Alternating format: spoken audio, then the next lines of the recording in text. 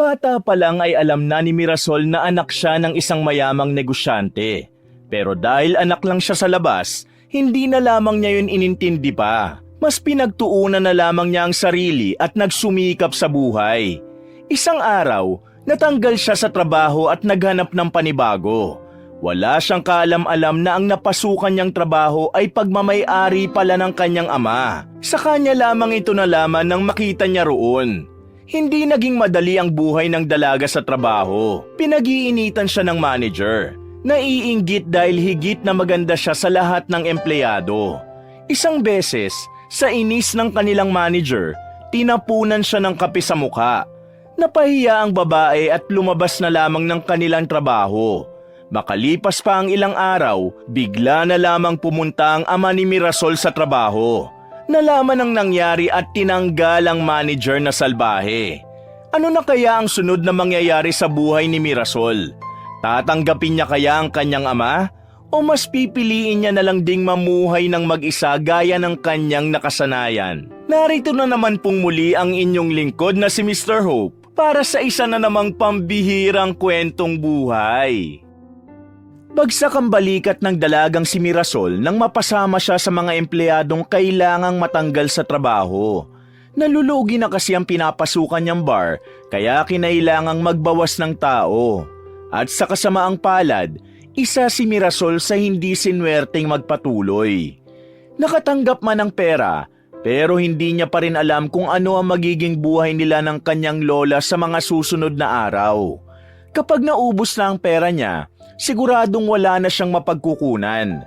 Kaya naman kahit na nanghihinayang sa trabaho, nagdesisyon siyang hahanap na lamang ng ibang mapapasukan. Hindi kasi siya pwedeng matenga sa bahay. Siya lang ang inaasahan ng kanyang lola Uring. May sakit pa ang matanda at kailangan ng maintenance sa gamot. Nang umuwi siya sa kanilang bahay ay ngumiti siya ng malapad. Ayaw niya kasing mahalata ng matanda na meron siyang dinadalang problema.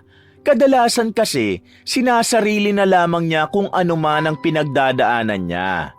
Bumuntong hininga na lamang ang babae bago siya humarap sa kanyang lola. "Oh, bakit yata matamlay ka ngayon?"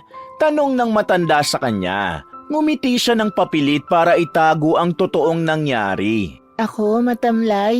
Hindi mainit po kasi sa labas Pagkakaila na lamang niya. Kilala kita, apo. Alam ko kung kailan ka okay at kung kailan hindi. Ano bang nangyari? Nag-away ba kayo ng boyfriend mo?" "Lola naman, wala naman po akong boyfriend kaya wala akong aawayin." Natatawa na lamang niyang sagot. Kung hindi love life, ano bang problema mo? Ramdam na ramdam ko kaya." Sabi pa ni Aling Uring. Naglakad pa ito palapit sa kanya at pinagmasdan ng maigi ang kanyang mukha. "Lola talaga, napakagaling." "Oh, di ba? Sinasabi ko na nga ba'y may nangyari. Ano ba yun? Kwento mo na sa akin." Tinabihan na siya ng kanyang lola at ngumiti ito sa kanya ng malapad. "Nagkatanggalan na po kasi sa trabaho. Isa po ako sa napasama." Malungkot nitong tugon. "Oh, ayos lang yan. Natitiyak ko na merong mas magandang plano sa iyo ang Diyos, apo. Pero wag po kayong mag-alala, Lola. Mag-a-apply naman po ako ng panibagong trabaho." "Apo, alam kong nahihirapan ka na sa akin. Huwag kang mag-alala. Kapag lumakas ako ulit, tutulungan kita. Magtitinda ako ulit." "Lola, di ba sabi ko sa inyo dito lang kayo sa bahay? Mag-relax, manood ng TV. Dati kaya buong buhay nyo wala kayong ginawa kundi ang buhayin kami ng mga pinsan ko. Ngayon naman kami naman ang tutulong sa inyo. Lalong-lalo na ako. Kaya huwag kang ma-feel bad. Ginagawa ko ito kasi mahal din kita, Lola." Sabi ng dalaga at niyakap nito ang matanda. "Alam mo, napakaswerte ko sa'yo. Ang bait-bait mo. Tapos ang ganda-ganda mo pa." Natatawa na lamang na sabi ng matanda. "Si Lola nambobola. Dahil dyan meron akong pasalubong sa'yo." Kinuha ng dalaga ang daladala nitong mga tinapay sa bag. Napangiti naman kaagad ang matandang si Uring. Masayang-masaya ito kapag laging naaalala ng dalaga ang pasalubong bago umuwi. Kahit talaga anong nangyari sa araw mo, hindi mo kinakalimutan ang paborito kong tinapay. Maraming salamat sa iyo, Apo. Magbihis lang po ako, Lola. Tapos bibili na po ako ng panghapunan natin. Magluluto po ako. Hinalikan niya pa sa noo ang matanda at saka nagtungo na rin sa kanyang silid. Sobrang tibay ng samahan nila ng kanyang lola. Sa lahat ng inaalagaan ng kanyang lola noon, siya lang talaga ang pinakamalapit sa matanda. Ang ibang pinsan niya kasi ay puro lalaki, kaya naman palaging wala sa bahay. Pero kahit na papaano, naasahan naman sa pag-aasikaso sa matanda. Masasabi ni Mirasol kahit papaano, maswerte na rin siya dahil may nagbabantay sa kanyang lola. Mababait din naman ang iba niyang kamag-anak. Habang nagpapalit ng suot, napatingin siya sa salamin. Napansin niya na medyo kumakapal na ang kilay niya. Bumabalik na ito sa natural nitong kapal. Nawala ang kanyang ngiti nang maalala ang sinabi ng kanyang lola. Ayon kasi sa matanda, minana raw niya ang kilay niya sa kanyang ama. Hindi niya kasama sa bahay ang ama niya. Sa katunayan, nasa ibang pamilya yon. Anak siya sa labas. Kaya noon pa man, hindi na rin naman siya umasa na kikilalanin siyang anak ng matandang lalaki na si Don Amante. Ayos lang.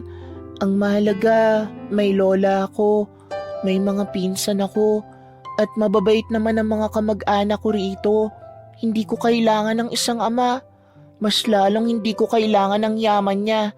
Kaya ko ring magkaroon ng maraming pera nang hindi humihingi ng tulong sa kanya. Sabi na lamang ng dalaga. Napangisi pa siya sa kanyang refleksyon. Pagkatapos ay lumabas na rin siya ng bahay. Papunta na siya ng palengke nang makasalubong naman niya ang kanyang kaibigan na si Solana.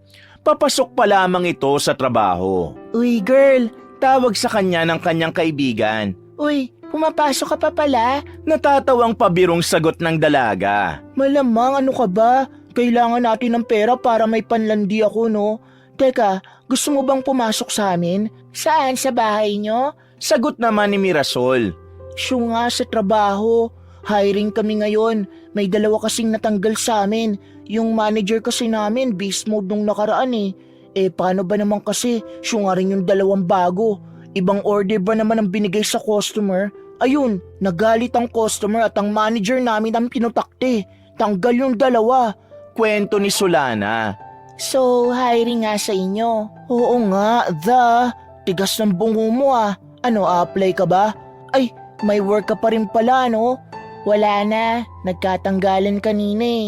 Napasama ako. Palugi na kasi yung bar, kaya nga kailangan ko ngayon ng mapapasukan.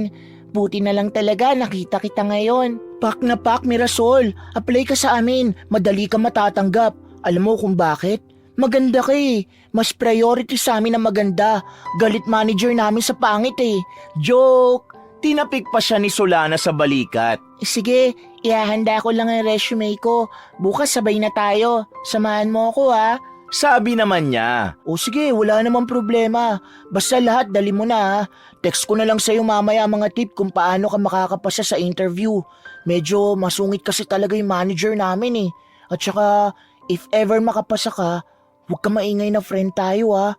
Ayaw nun ni Miss Ching na may magkaibigan sa store. Ha? Bakit naman ayaw niya? Nagtatakang tanong ni Mirasol. Ewan ko ron, palibasa walang kaibigan eh. O paano, kailangan ko nang umalis. Kita na lang tayo bukas ha, same time. Evening shift ang papasukan mo eh. Sige, maraming salamat. Uy, ingat sa pagpasok ha. Sabi naman ni Mirasol. Kahit na paano'y gumaan naman ang pakiramdam ni Mirasol. Hindi pa man niya sigurado kung makakapasa siya, pero positibo na ang kanyang pananaw. Batid niya sa sarili niyang kakayanin niya naman ang magiging trabaho niya roon. Naging barista na rin naman siya sa isang bar, kaya malakas ang kanyang pakiramdam na sisiw na lang din sa kanya ang pagtitimpla ng kape. Kinabukasan, mabilis na lumipas sa mga oras at sumapit na rin agad ang gabi. Nakahanda na ang lahat ng kanyang dadalhin. Kabisado na rin niya ang mga tip na binigay sa kanya ni Solana. Nung mga sandaling yon, May kaunting kaba na nararamdaman ng dalaga. Ang sabi kasi sa kanya ng kanyang kaibigan, strikto at masungit ang manager nila. Hindi pa naman sanay si Mirasol sa mga taong lagi na lang nakasigaw. Ready ka na, sis? Ox ka na? Tanong sa kanya ni Solana nang pumunta na ito sa kanilang bahay. Handang-handa na ako para sa ekonomiya, no? Natatawa na lamang niyang sabi. Aling Uring, alis na po kami ni Mirasol. Ako na pong bahala sa babaeng to. Sabi pa ni Solana sa matanda. O sige, basta mag-iingat kayong dalawa. Alam nyo naman ang panahon ngayon. Sagot naman ng matanda. Matapos yakapin ni Mirasol ang kanyang lola, ay lumabas na rin sila ng bahay. Agad silang sumakay ng jeep patungo sa store na pinapasukan ni Solana. Pagdating nila roon, mas lalo nang kinabahan ng dalaga. Pero pilit niyang pinakakalma ang kanyang sarili. Inisip na lamang niyang kailangan niyang makapasa dahil kailangan niya ng trabaho. Malaki ang coffee shop na dinatnan niya. Itsura pa lang, mukha ng mamahalin at hindi basta-basta. Halos lahat ng customer sa loob ay puro mayayaman. Meron pa nga raw mga VIP room at ayon kay Solana, kadalasang mga pumupunta roon ay mga big time na negosyante. Sis, kalma ka lang, focus ka lang. Basta wag ka lang syunga, hindi naman maiirita yun. Bulong na lamang ni Solana sa kanya habang naglalakad sila. Pagtango na lamang ang kanyang naitugon. Huminga siya ng malalim nang dalhin na siya ni Solana sa office room. Habang nasa harapan sila ng opisina ng manager, napahawak pa sa kanyang dibdib si Mirasol. Basta ito lang ang tandaan mo, ayaw niya ng tanga, ayaw niya ng lutang, ayaw niya ng bida-bida, at higit sa lahat, ayaw ng sinungaling. Kaya maging honest ka lang sa mga sasabihin mo, wala kang magiging problema. Paalala sa kanya ni Solana. Maraming salamat, sis. Kakayanin ko ito. Kakayanin mo yan. Kinaya mo ngang lukuhin ka dati. Yan pa kaya? Natatawa na lamang itong umalis at naglakad na para makapag-in sa trabaho. Dahan-dahang itinulak ng dalaga ang pintuan. Nang makapasok na siya sa loob, nadatnan niya ang isang babaeng nakaupo sa harapan ng lamesa at may inaasikaso sa laptop. Hindi pa siya nito mapapansin kung hindi pa siya nagsalita. Magandang gabi po, ma'am. Nag-angat ng tingin ng babae sa kanya. Matalim agad ang tingin nito. Ang singkit nitong mga mata ay para siyang tinutunaw sa tingin. Anong kailangan mo and who are you? Maotoridad na wika ng babaeng manager. Ako po si Mirasol Perez. Nag-a-apply po ako ng trabaho as service crew. Sagot niya. Nagsuot ng salamin ng manager. Tinignan siya nito mula ulo hanggang paa. Sinenyasan siya nitong umupo sa tapat ng table. Kung makatingin sa kanya ang manager, para bang wala itong ganang makipag-usap. Now tell me, paano mo nalaman na hiring kami rito? Are you related sa dalawang tinanggal kong mga imbeso? Tanong ng babae. Hindi po. Then how did you know? Nanghula ka lang? As far as I know, wala pa kaming pinopost na hiring sa labas. Tell me, manghuhula ka ba? Natawa ng bahagya si Mirasol sa sinabi ng manager. Pero agad din naman niyang binawi ang kanyang tawa nang maalalang nasa interview nga pala siya. Hindi po ako manghuhula, ma'am. Then tell me, how did you know? Kanina pa ako nagtatanong. Medyo tumaas na ang boses ng manager kaya parang nakaramdam na ng takot ang dalaga.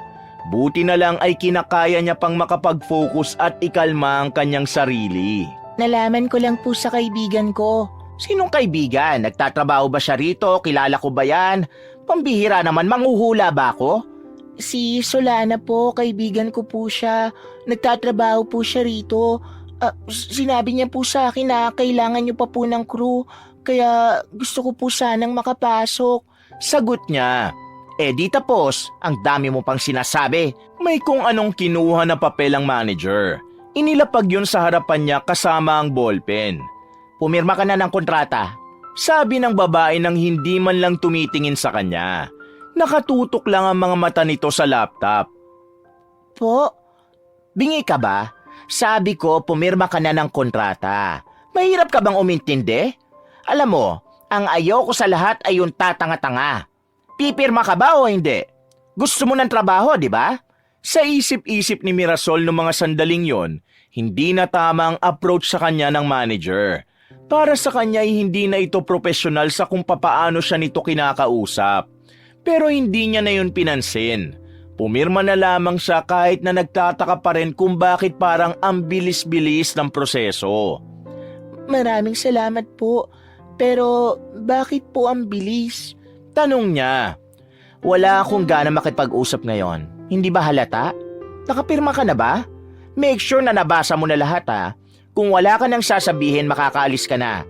Hintayin mo na lang ang update kung kailan kita pagsisimulain.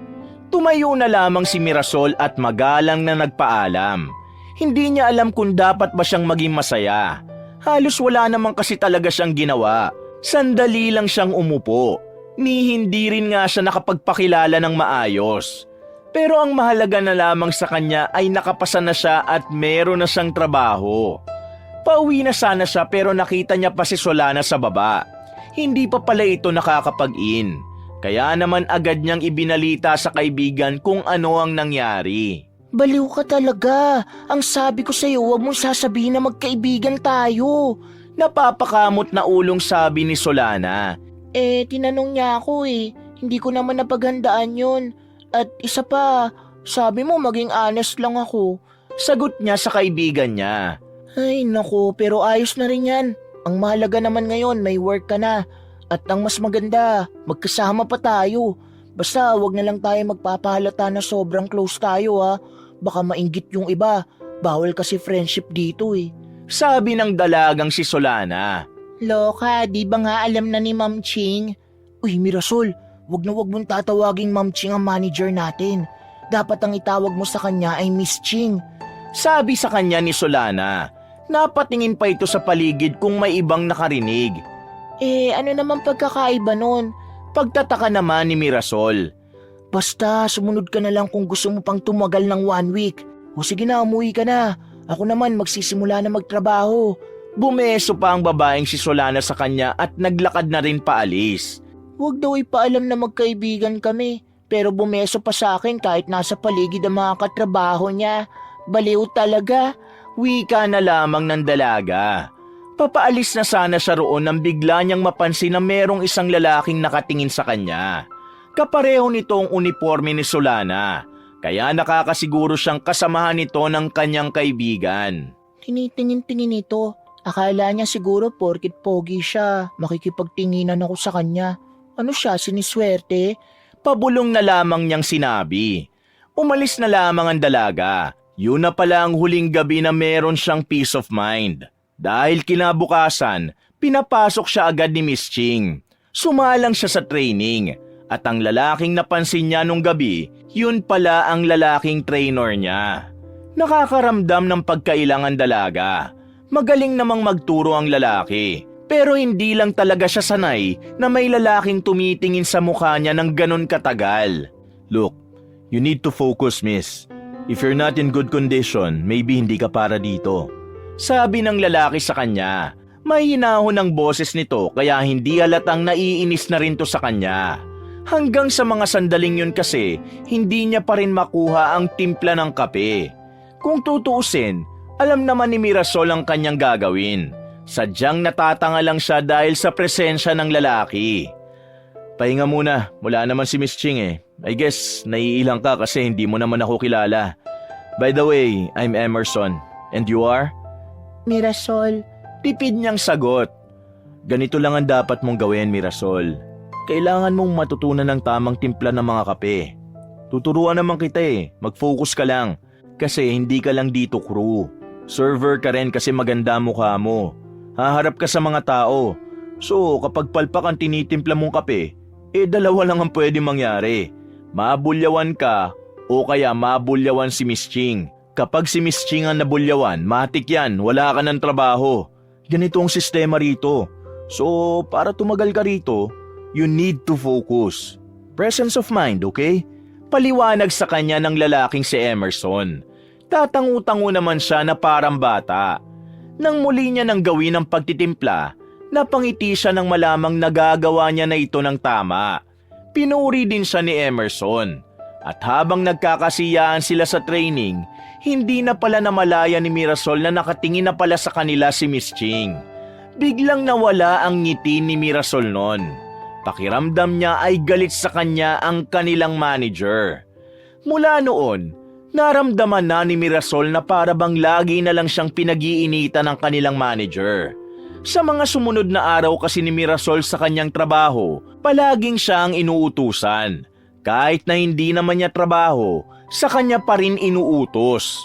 Wala namang magawa ang dalaga kundi ang sundin yon. Alam niyang mas lalo lang siyang mapapasama kung tatanggihan niya. Halos 1 linggo pa lamang siya sa trabaho, pero pakiramdam niya 1 taon na siya sa dami ng sama ng loob na natanggap niya. Kapag meron kasi siyang pagkakamali, palagi siyang sinisigawan ni Miss Ching. Kung minsan pa nga ay namumura na siya kapag nasa opisina sila. Ikaw naman kasi, sinabi ko na kasi sa'yo, wag mo sasabihin na magkaibigan tayo. Allergic sa friendship yun eh. Sabi ni Solana nang magkasama na silang nag-break time dakong 4:00 na ng madaling araw. Tingin ko hindi naman yun ang dahilan kung bakit niya ako pinag-iinitan eh. Kasi kung galit nga siya sa magkakaibigan, bakit sa akin lang? Ikaw naman yung kaibigan ko. Dapat damay ka rin. Katwira ni Mirasol. Kung sa bagay, ano naman kayang dahilan? May mga nasabi ka ba sa kanya na hindi maganda? Tanong pa ni Solana. Nasabing ano? Wala ah. Siya nga itong maraming sinasabi sa akin eh. Siya nga itong puro dakdak sa akin, hindi na ako nagsasalita. What if insecure sa'yo si Miss Ching? Napaayos ng pagkakaupo ang dalaga sa tanong na yun ni Solana. Nagtaka siya kung ano naman ang maaaring kainggitan sa kanya ng kanilang manager. Kahit kasi nasa 40s na si Miss Ching, halatang halata pa rin ang kagandahan nito. Maganda ang pagkakahalo ng pagiging Pinay at Chinese nito. At kapag nagsusuot naman ito ng fitted, mahalata ang kagandahan din ng katawan. Kaya naman para kay Mirasol ay walang dahilan para ma-insecure sa kanya ang kanilang manager. Baliw, bakit naman siya may insecure sa akin? Yun nga ang tanong doon, bakit? Napahigop na lamang si Solana sa iniinom nitong juice. Napapailing na lamang si Mirasol noong mga sandaling yon. Litong-lito na kasi siya sa inaasal sa kanya ng manager nila. Nagtataka rin kasi siya kung bakit hindi pa siya tinatanggal. Ayon sa iba, kapag may hindi gustong employee si Miss Ching, agad-agad ay sinisisante na. Saktong 6:00 na, 2 oras bago ang kanyang out, bumalik na rin sila sa kanilang trabaho. Wala pang customer noon dahil kadalasang dumarating ang mga reservation bandang 10:00 pa. Buong akala ni Mirasol ay wala sa store ang kanilang manager. Pero ang hindi niya alam ay nasa loob lang din pala ito ng office staff. Kinakausap nito ang lalaking si Emerson. Sa napapansin nilang dalawa ni Solana, parang mahinahon ng kanilang manager noong mga sandaling yon. Kapag si Emerson ang kausap niya, parang hindi siya marunong mairita. Parang mahinahon siya lagi. Bakit kaya? May gusto kaya siya kay Emerson? Pabulong na wika ni Solana. Uy, mag-ingat ka nga. Baka mamaya marinig ka ng iba, makarating pa kay Miss Ching. Ewan ko na lang talaga sa'yo. Sabi naman ni Mirasol. Pero sa isip-isip nito, napagtanto niyang baka nga yun ang nag-iisang dahilan kung bakit galit sa kanya si Miss Ching. Sa mga nagdaang araw kasi, mas napapalapit si Emerson sa kanya dahil yun nga ang nag-train sa kanya sa trabaho. At kahit tapos na ang kanyang training, kung minsan ay lagi silang nag-uusap, lalo na kapag nasa elevator. Hindi na lamang pinansin ni Mirasol yon. Inintindi na lamang niya ang kanyang trabaho. At makalipas nga lang ang 2 oras ay natapos na rin ang kanyang duty. Sabay na silang nag-out ng kanyang kaibigan. Habang naghihintay sila ng masasakyan, biglang may pumaradang mamahaling sasakyan sa tapat ng kanilang store. Magandang sasakyan at may kahabaan. Nakikita na ni Mirasol ang mga ganong klase ng sasakyan sa mga car show, kaya alam na niyang hindi yun basta-basta. Biglang may lumabas na isang lalaki. Matanda na at may kaunting puti na ang buhok nito pero malakas-lakas pa naman. Sa palagay ng dalaga, nasa 50 anyos na ang matandang lalaki. Nakikita mo yun? Ayun ang may-ari ng store natin. Naku, buti na lang naka-out na tayo. Sabi ni Solana na mahahalata ang kaba sa tinig. Bakit? Masama rin ba ang ugali ng boss natin kagaya ng manager natin? Tanong naman niya. Ang sabi-sabi kasi sa chismis, sobrang strict daw kasi niyan. Hindi naman siya nang sisisante, pero kapag ikaw napagalitan niyan, talagang manliliit ka raw. Katwira naman ni Solana. Ganyan talaga ang mayayaman. Sobrang strict nila sa mga negosyo nila. Takot na takot kasi silang malugi. Takot na takot silang maghirap sa buhay. Kung sabagay, Mirasol, may tama ka naman sa sinasabi mo. O ayan, may jeep na. Tara na, inaantok na ako eh. Agad nang pinara ni Solana ang jeep na napadaan. Nakasakay naman sila agad. Bago sila umalis, tinanaw niya pang muli ang mamahaling sasakyan sa tapat ng kanilang store. Napangiti siya nang pangarapin sa kanyang isip na sana magkaroon din siya ng ganong kamahal na sasakyan balang araw. Kinagabihan, kapapasok pa lamang ng dalagang si Mirasol sa trabaho ay naririnig na agad nila ang mataas na tinig ng kanilang manager. Iritado na naman itong kinakausap ang iba nilang kasamahan. Kaya naman tila nagkaroon ng pag-aalangan ng magkaibigang Mirasol at Solana. Lumabas na muna sila bago pa sila mapagbuntunan ng kanilang manager. Nagtungo na lang muna ang dalawa sa kabilang store para magpalipas na muna ng oras. May 1 oras pa naman sila para makapag-in. Beast mode na naman ang babae. Ano na naman kaya nangyari? Naku, kawawa na naman ang mapagbubuntunan ngayon. Baka may matanggal na naman. Sabi ni Solana habang pumapapak ng ice cream na binili nila. Ganon ba talaga siya palagi? Parang hindi na makatarungan na ginagawa na niyang normal na gawin yun eh. Professional naman dapat, di ba? Nagtatakang wika ni Mirasol. Naku, di naman uso sa kanyang maging professional, no? Masyado siyang entitled. Kung makaano sa mga tao, kala mo naman nabayaran niya ng mga kaluluwa. Eh hindi naman siya may-ari ng coffee shop. Gatong pa ng dalagang si Solana. Umiiling-iling na lamang si Mirasol. Hindi niya talaga maisip kung bakit may mga ganong tao gaya ng kanilang manager. Makalipas lang ang 1 oras, pumasok na rin sila sa loob. Kalmado na ang kanilang manager noong mga sandaling yon. Nalaman nilang kaya ito kumalma dahil nasa opisina nito ang lalaking si Emerson. Nagsimula na lamang ng trabaho ang dalaga. Marami-rami ring customer sa gabing yon dahil nagdatingan ng ibang mga taga-malalayong lugar. Pati na rin ang ibang kilalang businessman ay sa kanila rin pumasok. Namamangha na lamang si Mirasol dahil sobrang bigati ng mga customer nila. Ganito talaga siguro kapag yung may-ari ng business na to ay talagang maraming connection. Pabulong na wika ni Mirasol habang nagtitimpla ng kape. Hindi lang basta connection, be. Kilala talaga itong coffee shop natin, baka hindi mo lang alam. Natatawa na lamang na wika ni Solana sa kanya. Sa mga nakalipas na oras, masyadong naging abala ang dalaga. Hindi niya na namalaya ng oras. 2:00 na pala ng madaling araw. Sa puntong ito, medyo kumonti na lang din ang mga tao. Nakakuha sila ng pagkakataon para kahit papano ay makapagpahinga. Habang nasa staff room ay biglang lumapit sa kanya si Emerson. Binigyan siya nito ng maliit at 1 pirasong chocolate. Tinanggap naman yun ni Mirasol dahil nakakahiya kung tatanggi siya. Bigay sa akin yan ng younger sister ko.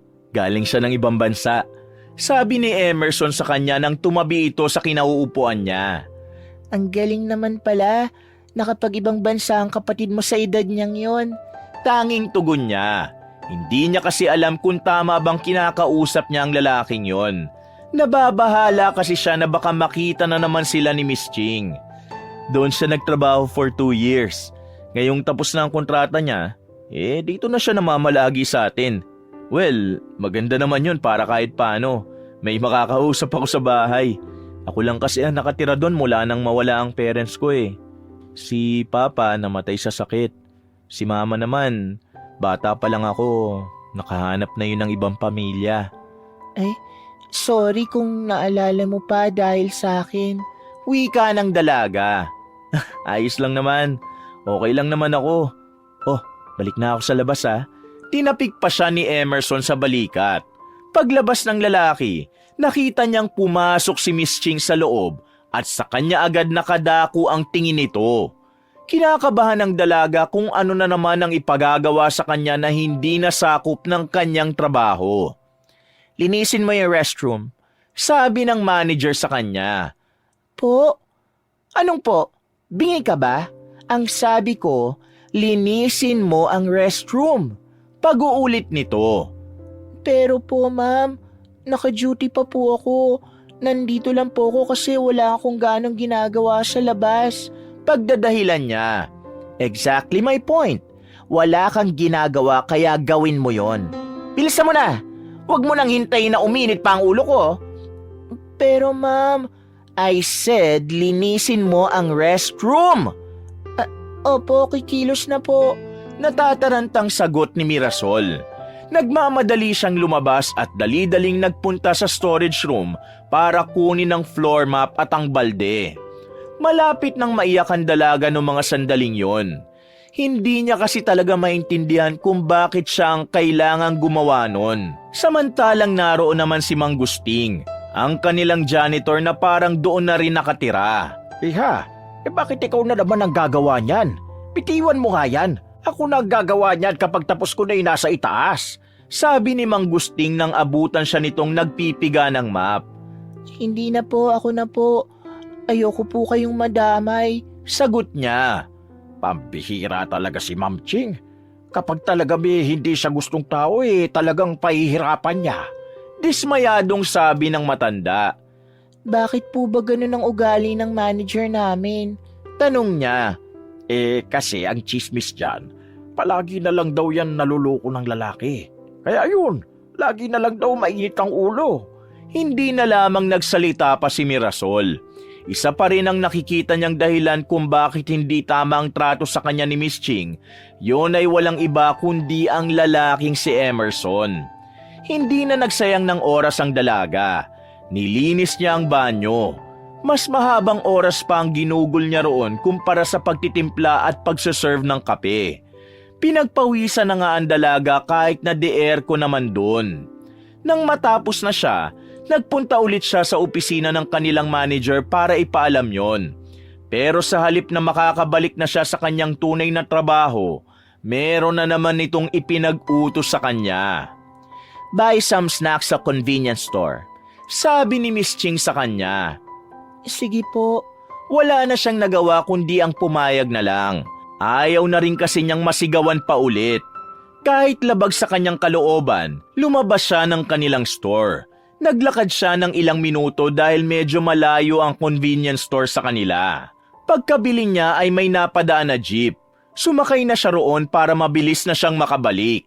Ito na po, sabi niya nang iabot ang binili. Ayusin mong ugali mo, Mirasol ha. Isa sa pinakaayaw ko rito sa trabaho ay may mga babaeng malalandi. Magtrabaho ka at hindi ka nandito para makipaglandian. Sabi ni Miss Ching. Hindi naman po ako nakikipaglandian, ma'am. Wala naman po akong nilalandi rito. Sagot niya. Hindi ako sanggol na kahapon lang pinanganak para lukuhin mo. Alam na alam kong mga karakas ng katulad mo, Mirasol. Sige na, lumabas ka na bago pa ako mairita sa'yo. Napayuko na lamang ang dalaga at saka lumabas na rin ang opisina. Hindi niya matanggap na nasabihan siyang malandi. Pinipigil na lang niya ang pagbagsak ng kanyang mga luha. Pagbalik niya sa trabaho, naging tahimik na lamang ang dalaga. Nakafocus na ito sa ginagawa at wala na itong kinakausap. Kahit si Solana na kaibigan niya ay hindi na rin muna niya pinansin. Maaga ang out nila noon dahil wala naman silang overtime. Hindi na agad nagtagal ang dalaga sa loob ng coffee shop. Sa labas na lamang niya hinintay ang kanyang kaibigan. Mga ilang sandali lang ay lumabas na rin yon at nag-aalalang lumapit sa kanya. Girl, okay ka lang? Tanong nito sa kanya. Isang pilit ng ngiti na lamang ang kanyang naisagot. Namumuro na talaga yung manager natin Kapag ako hindi nakatiis, isusumbong ko na talaga yan sa owner para maturuan ng leksyon. Biruin mo, kung ano-anong inuutos sa'yo ay hindi naman part ng trabaho mo yung mga yon. Naiimbierno na talaga ako Solana, hayaan mo na. Ayoko na lang din magkaroon ng gulo. Baka kailangan ko na kasi talagang iwasan si Emerson. Yun lang naman kasi yatang pinuputok ng butsi niya Sabi pa niya sa kanyang kaibigan. Girl, friendly lang si Emerson. Sa lahat naman ng babae, ganun siya. Itong manager lang naman natin ng malisyosa. Kala naman niya pag may-ari niya si Emerson, feeling girlfriend, wala naman yatang gusto si Emerson sa kanya. Inis pang sabi ni Solana. Tara na, gusto ko na lang munang umuwi. Mag-uumaga na eh. Agad na rin silang sumakay ng jeep nang meron ng mapadaan. Nang makauwi, sandali pang napatitig ang dalaga sa kisame habang nakahiga sa kanyang kama. Sa mga nangyayari, parang naiisip na lang niyang umalis.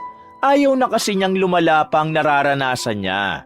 Pero kapag naiisip naman niya mga gastusin sa bahay, napapailing na lang siya. Alam niyang wala siyang choice kundi magpatuloy at tiisin ang mga nangyayari. Lumipas pa ang 1 buwan, dumating na ang kanilang team building.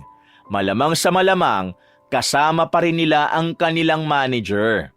Ayon kay Solana, naging boring noong nakaraang taon ang team building nila dahil yon sa pagiging stricto sa kanila ni Miss Ching. Kaya sa pagkakataong ito, inaasahan na talaga ng lahat na magiging ganoon ulit ang sistema. Isang backpack lang ang dala ni Mirasol noong mga sandaling nakasakay na sila sa bus. Malayo sila sa kinauupuan ng lalaking si Emerson. Sa nakalipas na buwan kasi, hindi niya na yun masyadong kinakausap pa. Mula nang gawin niya yun, kapansin-pansin na hindi na siya pinuputakti ng kanyang manager. Dahil doon, sigurado na nga ang dalaga na tanging si Emerson nga lang talaga ang dahilan kung bakit siya pinag-iinitan ni Miss Ching. Probinsya na ang kinalalagyan ng resort na kanilang napuntahan. Malaki-laki ang resort at tanging sila lamang ang naroon dahil nirentahan ito para lang din sa kanila. Namamangha si Mirasol sa ganda ng resort pero nanatili lang siyang tahimik. Pagpasok pa lang nila sa entrance, nagpicture-picture na agad ang iba. Maya-maya lang, pumili na rin sila ng mga silid nila. Magkasama ang dalawang magkaibigan sa iisang unit, habang ang iba naman ay kanya-kanya na lang din. Alam mo ba, this year maganda ang resort na napili ni Miss Ching ha? Ano kaya nakain ng singkit na yun? Sabi ni Solana habang naglalabas na sila ng kanilang mga gamit. Bakit? Hindi ba maganda ang resort na pinuntahan niyo last year? Tanong naman ni Mirasol. Hindi, mukhang tinipid eh. Ang dumi pa ng mga kwarto dati, akala mo tirahan ng mga preso eh. Natatawa na lamang na sagot ni Solana. Matapos nilang makapag-usap, biglang dumating naman ang lalaking si Emerson. Agad na lumabas si Solana para magkaroon sila ng oras para sa isa't isa. Napapansin ko, iniiwasan mo ko. Meron ba akong nasabing hindi maganda? Tanong ng lalaki. Wala naman. Wala lang talaga akong gana makipag-socialize. Kahit nga si Solana na best friend ko, hindi ko rin ganong kinakausap ngayon. Paliwanag niya, pero hindi pa rin kumbinsido ang lalaki. Nakikita kita nung nakaraan na kinakausap mo naman ng iba. Pati nga si Mang Gusting kinakausap mo eh. I think there's something wrong, Mirasol. So now tell me para malaman ko naman kung anong pwede kong gawin. Bakit ba gusto mo pang may gawin? Ganon ba ka-big deal yun sa'yo? Siyempre naman, magkaibigan tayo eh. At sa lahat ng kaibigan ko rito, ikaw lang yung bigla na lang naging ganyan. Siyempre magtataka ako at nababother ako. Ano ba talagang problema? Emerson, umiwas ka na lang din sa akin. Ayoko na lang ng gulo. Gulo? Anong gulo? Pwede ba wag ka na magmaang-maangan dyan? Alam ko naman na alam mong may gusto sa'yo si Miss Ching. Ako ang pinag-iinitan niya kasi ang akala niya nilalandi kita. Sabi ni Mirasol sa binata. Agad namang nagsalubong ang kilay ni Emerson. Wala itong ideya sa sinasabi ng dalaga. Wait, what? Seryoso ka ba? Tanong ng lalaki. Seryoso bang wala ka talagang alam? Ay, mga lalaki nga naman. Natatawa na lamang na sabi ni Mirasol. Hindi ko alam. Wala akong alam. At ang pagkakaalam ko, kaya niya lang ako madalas kausapin dahil ako ang team leader niyong lahat. Work-related naman palagi ang pinag-uusapan namin kaya anong alam ko dyan? Paliwanag ni Emerson. Emerson, gusto ka ni Miss Ching. Tuwing nakikita niya tayong magkausap, lagi na lang niya akong inuutusan ng kung ano-ano. Kaya please lang, lumayo ka na muna sa akin. Ayoko nang isipin pa niyang nilalandi kita, which is hindi naman totoo. Wala nga akong gusto sa'yo kahit na konti eh. Sa sinabing yun ni Mirasol ay parang nakaramdam ng hiya ang binatang si Emerson. Okay, kung yan ang makakapagbigay sa'yo ng peace of mind, di na kita lalapitan kahit na kailan. Sabi ni Emerson at naglakad na lang din ito palabas ng pinto. Lingid sa kaalaman ni Mirasol noong mga sandaling yon na nakita pala ni Miss Ching na nanggaling ang binata sa kanilang silid. Kaya maya-maya lang, pinatawag na siya ng kanilang manager. Siya na naman ang inutos-utusan na bumili ng kung ano-ano sa labas. Hindi pa nagsisimula ang kanilang team building, pagod na ang dalagang si Mirasol. Halos lahat na yata ng pwedeng iutos, inutos na sa kanya ni Miss Ching. Akala ng iba na dahil sa pagiging baguhan niya kaya siya inuutusan. Pero walang kamalay-malay ang mga yun na talagang mainit ang dugo ng kanilang manager sa kanya. Tanghali na nang matapos na ang mga utos sa kanya ni Miss Ching. Tumambay na lamang siya sa kanyang silid at hindi na lumabas hanggang hapon. Nag-alala naman sa kanya ang kanyang kaibigan kaya agad siya nitong pinuntahan. Girl, ayos ka lang ba rito? Tara na sa labas. Wika ng dalagang si Solana. Hindi ba pwedeng umuwi na lang ako? Wala naman akong gagawin dito. Utus-utusan lang ako ni Miss Ching. Hindi pwede, Bax. At saka kung uuwi ka, anong sasakyan mo? Wala kang masasakyan dito kasi wala namang dumadaan na sasakyan dito eh. Hindi ko na kaya rito. Nakakainis na. Napasandal na lamang ang dalaga sa gilid. Basta sundin mo na lang ang napag-usapan natin, okay? Iiwasan mo si Emerson at iiwasan ka na rin naman niya kasi nagkausap na kayo. Pagtapos niyan, hindi ka na puputaktin ni Miss Ching. Ika na, sumama ka na sa akin sa labas. Magkasama lang tayo hanggang sa pag-uwi. Tara na. Huminga na lamang ng malalim si Mirasol at sumama na rin sa kanyang kaibigan. Sa isip-isip niya, kailangan na lang din siguro niyang mag-enjoy para kahit papano makalimot siya sa mga pangyayari. Nagsimula ang program bandang 2:00. Marami silang ginagawang activity na kahit papano naman ay masasabi ni Mirasol na naging masaya siya. Nang sumapit na ang kinagabihan, nagsama-sama na sila sa gilid ng pool para mag-inuman. Tahimik lang ang dalaga sa gilid, habang ang kanyang mga katrabaho naman ay masyadong maliligalig at malilikot. Sa pagtutulakan ng mga yon, hindi na nila namalaya na nasagi na pala nila si Mirasol. Aksidenteng nahulog ang dalaga sa pool. Hindi pa naman marunong lumangoy ang dalaga. At saka malas-malasan pa, malalim ang nilaglagan ng babae. Noong mga sandaling yon, wala si Solana dahil may kinuha ito sa kwarto. Ang mga nakakita namang nandoon, tila hindi rin alam ang gagawin dahil ang karamihan sa kanila, mga nakainom at lasing na rin. Ang naroon lang na medyo matino ay si Miss Ching, na mas piniling manood kesa gumawa ng paraan. Ang akala din kasi nito ay nagkukunwari lang si Mirasol na hindi marunong lumangoy. Pero mga ilang sandali lang, lumubog na rin ang dalaga. Mabuti na lamang ay dumating ang lalaking si Emerson.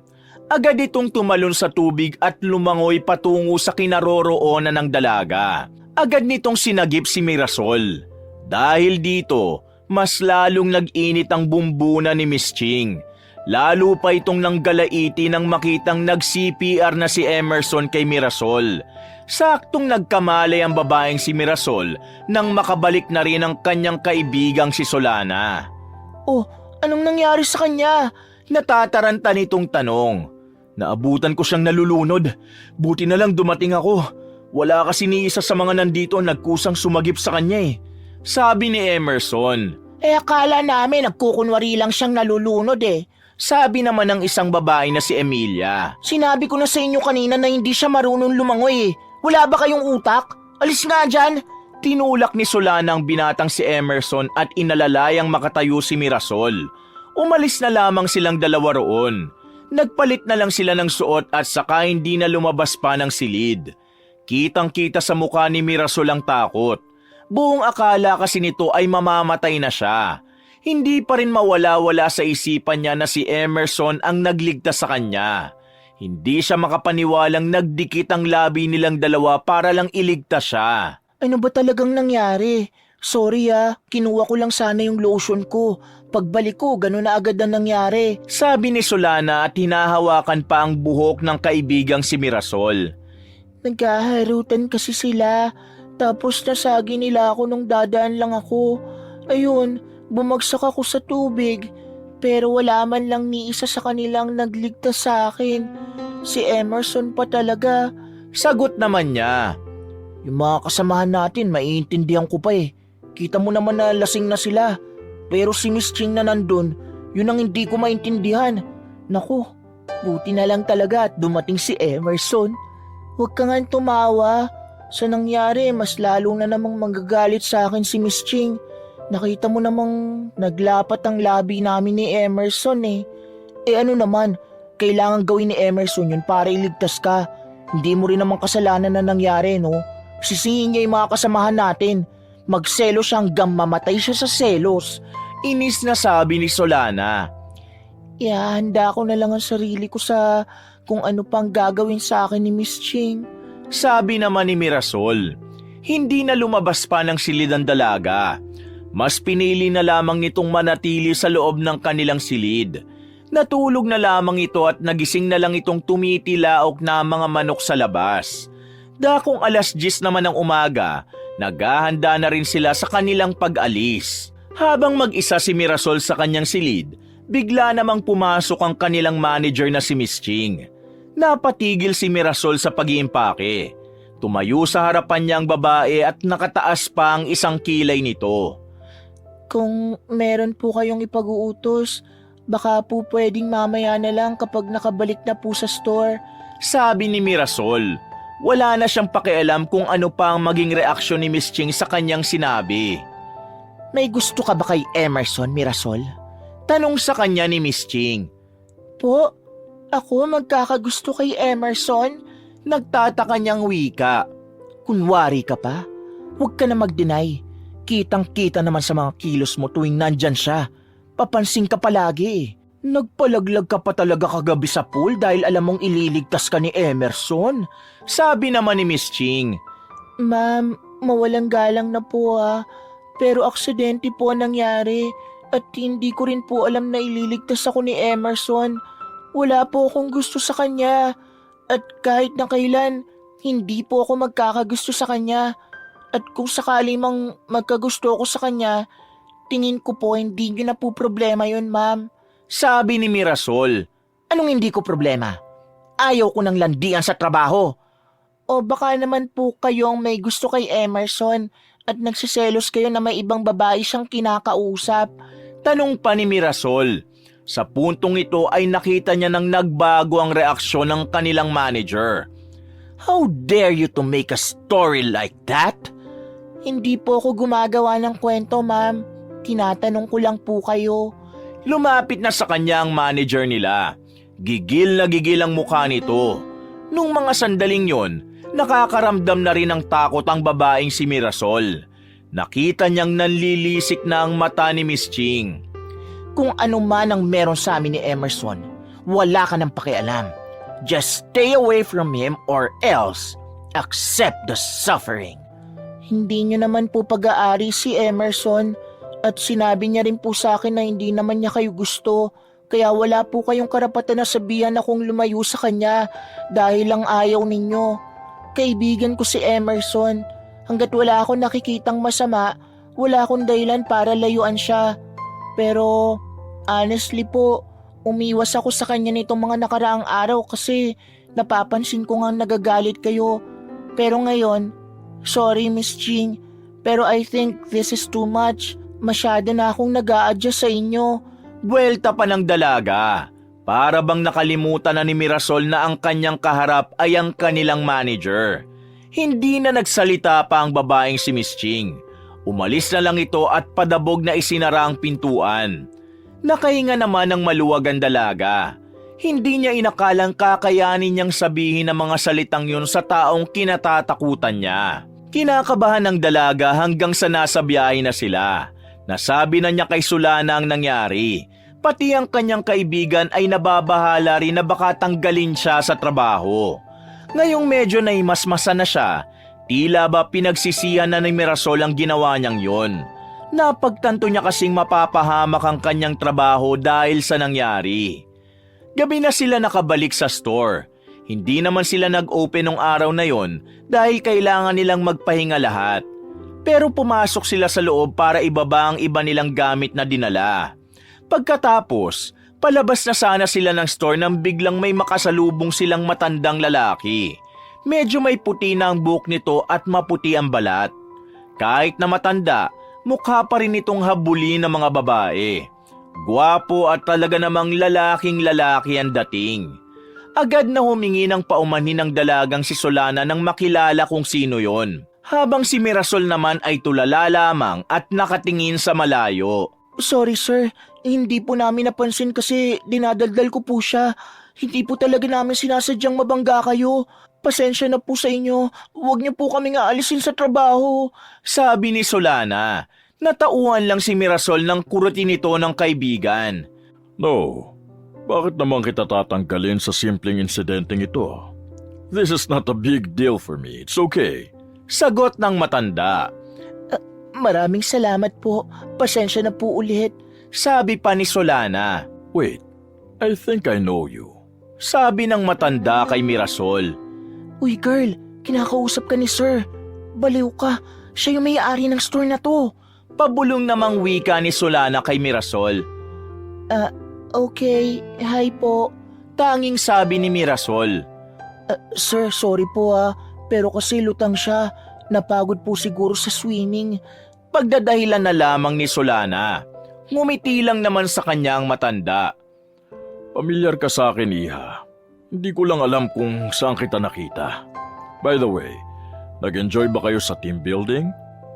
Yes sir. Sobrang saya po. Sabi ni Solana. Pero ang totoo, hindi naman talaga masaya ang nangyari. Hindi na lang din nila sinabi sa may-ari ang nangyari tungkol kay Mirasol. Okay, mabuti naman. O sige na, ingat sa pag-uwi. Naglakad na ang matanda papasok ng kanilang store kasama ang mga tauhan nito. Nakahinga na rin ng maluwag si Solana. Habang si Mirasol ay parang ngayon lang natatauhan. Gaga ka, si sir yun. Buti na lang pala hindi siya masungit, no? Bakit sabi sa amin ni Miss Ching dati masungit at mata pobre si Sir Amante? Hindi naman pala Sabi ni Solana pero hindi ang sinasabi niya ang pinagtuunan ni Mirasol. Pamilyar din siya sa akin. Hindi ko lang alam kung saan ko talaga siya nakita.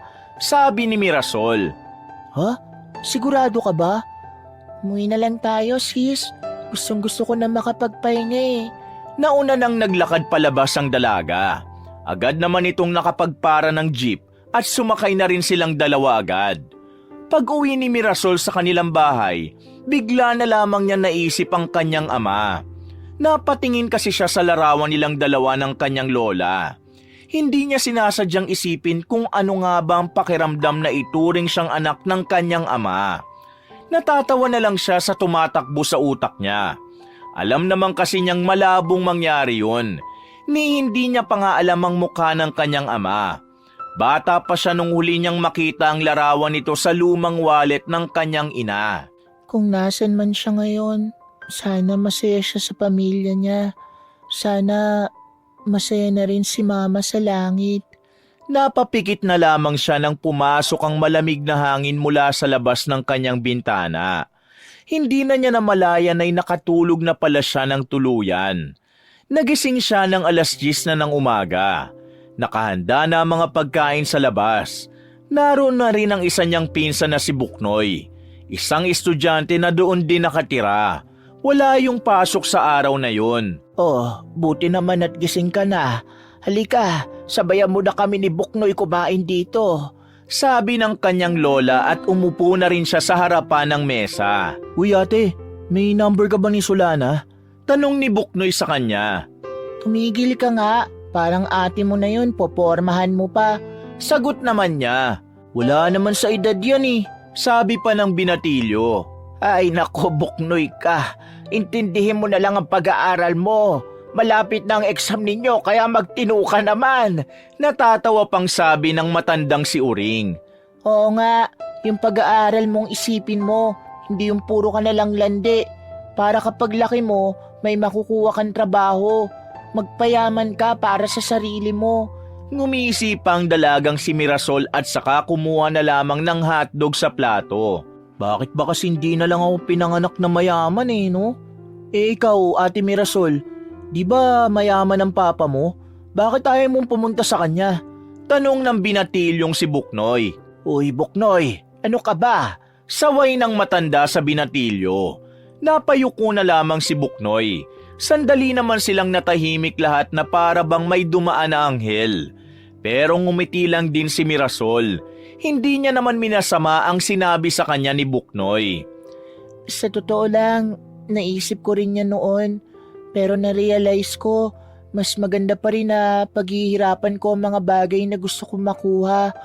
Mas masarap kasi yung sa pakiramdam Kaya ikaw, huwag ka masanay na laging may tumutulong sa'yo.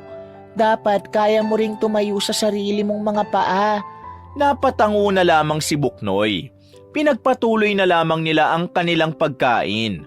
Pagkatapos, naligo at naghanda ang dalaga ng mga sandaling yon. Araw kasi ng linggo kaya naisipan niyang magsimba. Pinuntahan niya ang kaibigang si Solana para yayain. Gosh, aabot kaya tayo sa misa, girl? Bigat ng traffic. Sabi ni Solana habang nakasakay na sila sa sasakyan. Nagtaksi na nga sila para hindi na sila makipagsiksikan pa sa ibang pasahero. Ang OA mo naman, maaga pa sis. 4:00 pa lang, 5:00 ang misa. Sagot naman ni Mirasol. Bakit kasi dun mo pa naisip magsimba malayo? Meron naman sa atin. Memorable kasi ang simbahan na yun sa akin Doon ako bininyagan at doon ko huling nakasama ang nanay ko sa simbahan. Nakangiting wika ni Mirasol. Sinabi mo sana agad para hindi na ako nag-iinarte, di ba? Sabi pa ni Solana. Iloka ka. Natatawa na lamang na buwelta ng babae. Nang makalagpas sila sa mabigat na traffic ay naging tuloy-tuloy na rin naman ang kanilang takbo. Nakarating sila sa simbahan ilang minuto pa bago magsimula ang misa. Wala pa ring gaanong tao. Ay sis, bibili lang pala ako ng sampagita muna ha. Baka makalimutan ko pa mamaya, mayari ako kay mama. Sabi ni Solana. Sige, mauna na ako ha. Sagot naman niya. Pagpasok ni Mirasol, umupo agad siya sa bakanting upuan. Kasama niya sa mahabang upuan na yon ang isang matandang lalaking nakaluhod. Pagtapos lumuhod ng matandang lalaki ay napatingin ito sa kanya. Nanlalaki ang mata ni Mirasol nang makilala niya kung sino ito.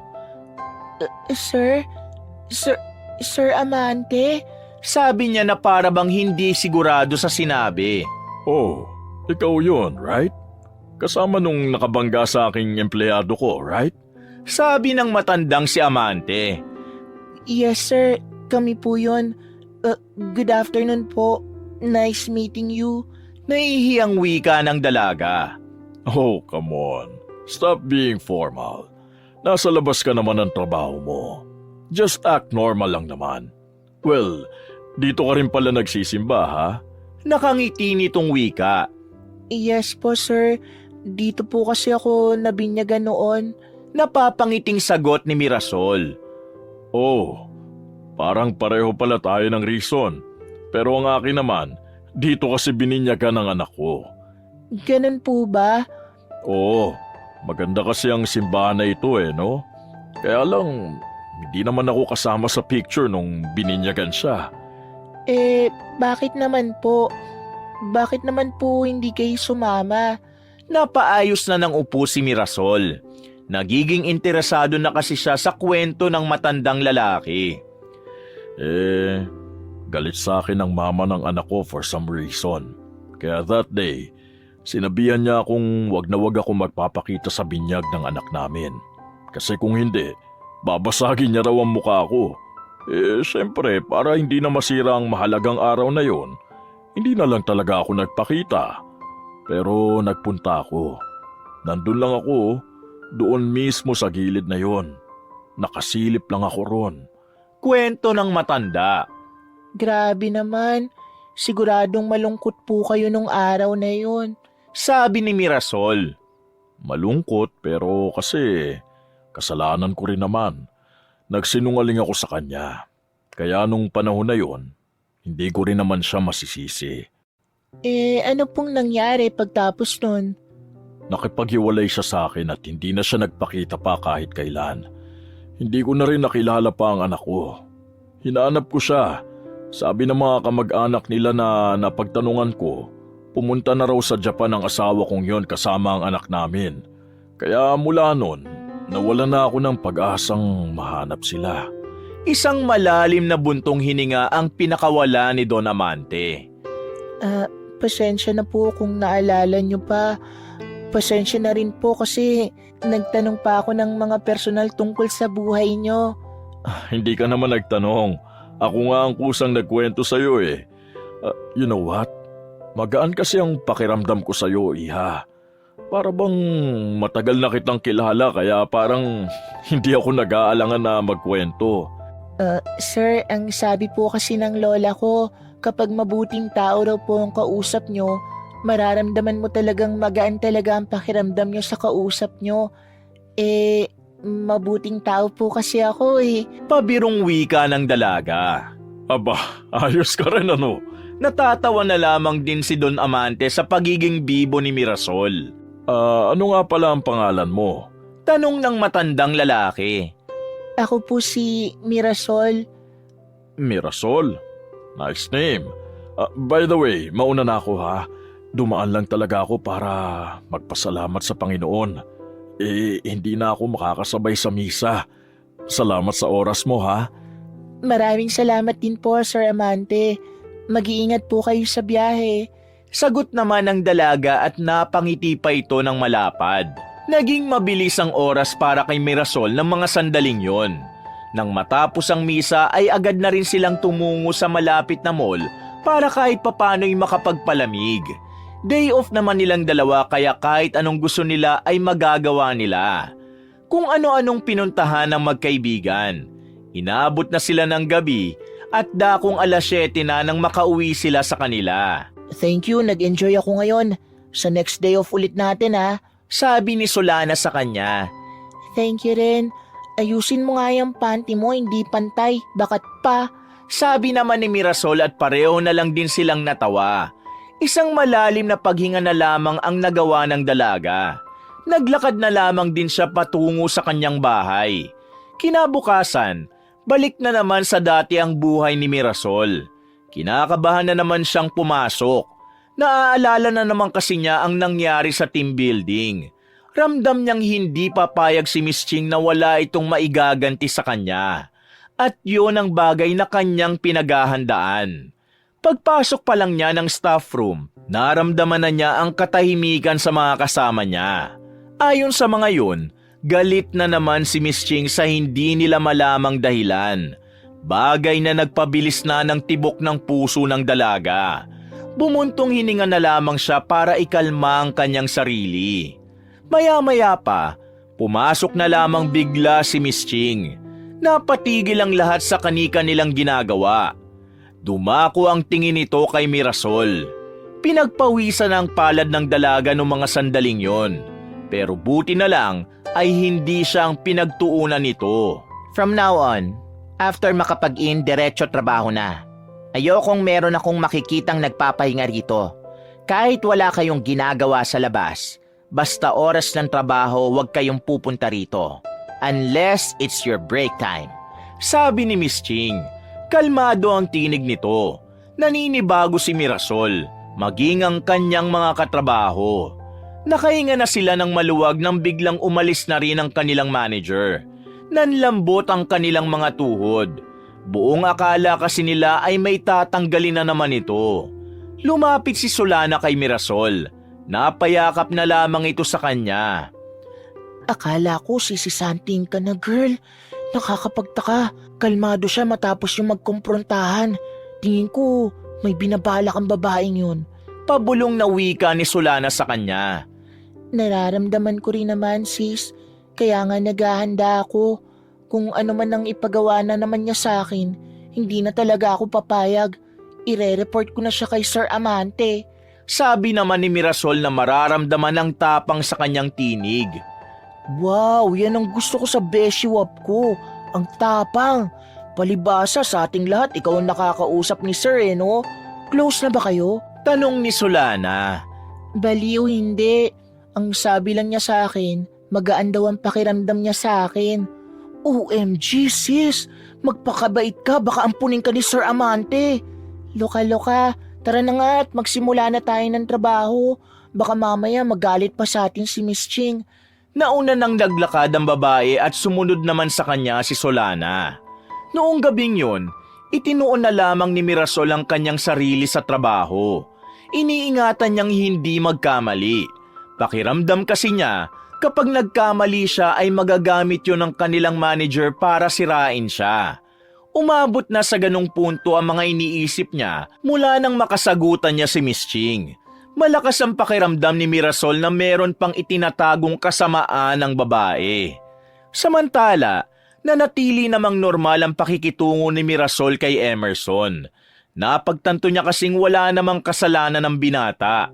Humingi na rin siya ng paumanhin at naging maayos na rin naman sila. Thank you nga pala ulit sa ginawa mo sa akin ng team building ha. Baka kung wala ka ron, wala nang sumagip sa akin. Wika ni Mirasol nang magkakaharap na sila sa iisang table habang naka-break time. Hep, bago ka magsalita Emerson, doon muna ako sa far away para makapag-usap kayo. Wika ni Solana. Huy, dito ka lang. Pigil ni Mirasol. Pero hindi naman siya pinakinggan ng kanyang kaibigan. Diretso lang yun sa lakad palayo. Bakit? Bothered ka ba na makita tayo ni Miss Ching na tayong dalawa lang kaya gusto mo nandito si Solana? Tanong ng binata. Oo, kahit na wala naman akong pakialam tungkol sa opinyon niya sa pakikipag-usap ko sa'yo, iniisip ko pa rin kung ano yung magiging epekto nito sa'yo at sa ating lahat. Baka kasi idamay na naman niya yung iba. Gagawa na naman siya ng sarili niyang rules na bawal makipag-usap sa mga lalaki ang mga babae. Paliwanag ng dalaga. Natawa naman ng bahagya si Emerson. Hindi niya pwedeng gawin yon. Well, hayaan na nga natin siya. Wala naman tayong ginagawang masama eh. Magkaibigan lang naman tayo, di ba? Isa pa, kung ipagpapatuloy niyang ganong gawain, hindi magtatagal, matatanggal siya. Kasalanan niya yon. Wala tayong kasalanan dun. Lalo na ako. Di ko naman sinabing magkagusto siya sa akin eh. Napakibit balikat na lamang ang binatang si Emerson. Bakit ba kasi hindi mo siya magustuhan? Maganda naman si Miss Ching. Sexy pa. Pero iba ang ugali niya. Obsessed siya sa mga bagay na gusto niya. Hindi yun ang gusto ko.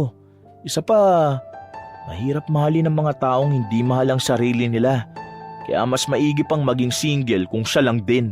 Dagdag pa ni Emerson. Kung sa bagay, tama naman ang sinasabi mo. Mirasol, bilang kaibigan mo, huwag ka mag-alala, okay? Kung ano man ang gagawin sa ni Miss Ching dahil sa akin, tutulungan kita. Di ko ito ginagawa para lang magpasikat ha. Ginagawa ko ito kasi alam kong nadadamay ka lang naman.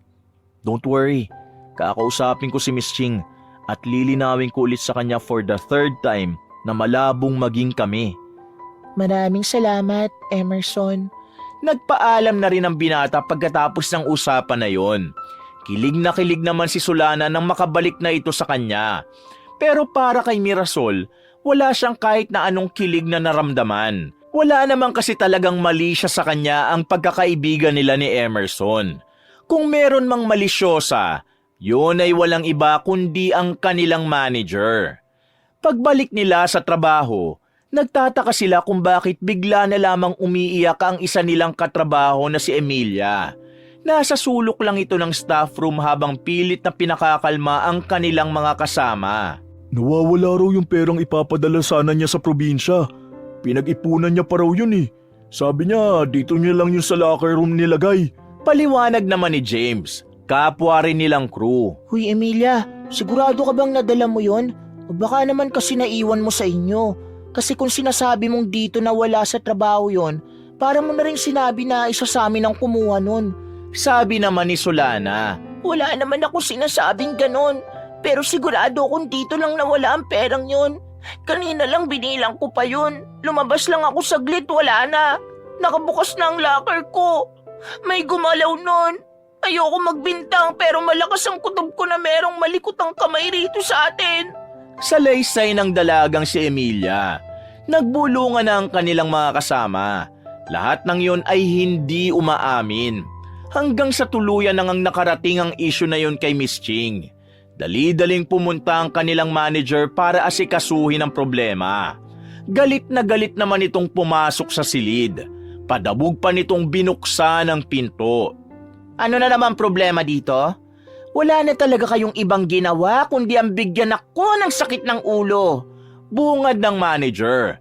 Agad namang tumayo si Emilia at lumapit sa babae. Miss Ching, sorry po kung naabala namin kayo. Pero po kasi nawawala yung pera ko, napapadala ko po sana sa pamilya ko sa probinsya. Nilagay ko lang naman po kasi yun sa locker ko eh. Naglakad palapit ang manager at tumingin yun sa kanila. Noong mga sandaling yon, kinakabahan na si Mirasol. Hindi niya alam pero pakiramdam niya, madadawit siya sa nakawa na nangyari. Tiningnan niya si Emilia ng palihim. Pilit niyang sinusuri ang itsura nito kung nagsasabi ba ito ng totoo o gumagawa lang ng kwento. Pero iyak na nang iyak ang babae. Kita ni Mirasol kung gaano kaapektado si Emilia sa nangyari. Sa isip-isip niya, marahil totoo ngang nawawalan ito ng pera. At kung totoo nga itong nangyari, malamang sa malamang ay hindi siya madadawit. Gumaan ang kalooban niya dahil kampante siyang wala naman siyang kinalaman doon. Walang magagamit na dahilan si Miss Ching para tanggalin siya sa trabaho. Bubuksan natin isa-isa mga locker nyo. Walang mag-iinarte, hindi biro ang perang hinahanap natin. Sa ayaw at sa gusto nyo, kailangang makita ang laman ng mga locker ninyo. Wika ng kanilang manager. Hindi nga nagtagal, inisa-isa na ang kanilang mga locker. Nalagpasan na ang kay Solana. Nakahinga na ito ng maluwag. Pero kay Mirasol, wala pa.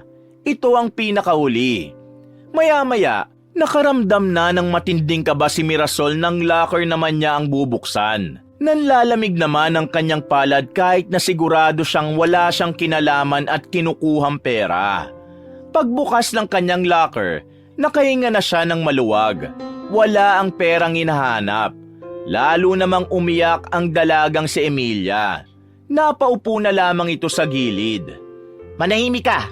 Walang magagawa yung pag-iyak mo. Kahit bumaha pa ng luha mo dyan, hindi mahahanap ang pera mo kung hahagulgul ka lang dyan. Magkano ba ang perang nawawala sa'yo? Tanong ni Miss Ching at tumingin pa ito sandali kay Mirasol. Nakaramdam ng kakaibang kaba ang dalaga dahil sa tingin na yon.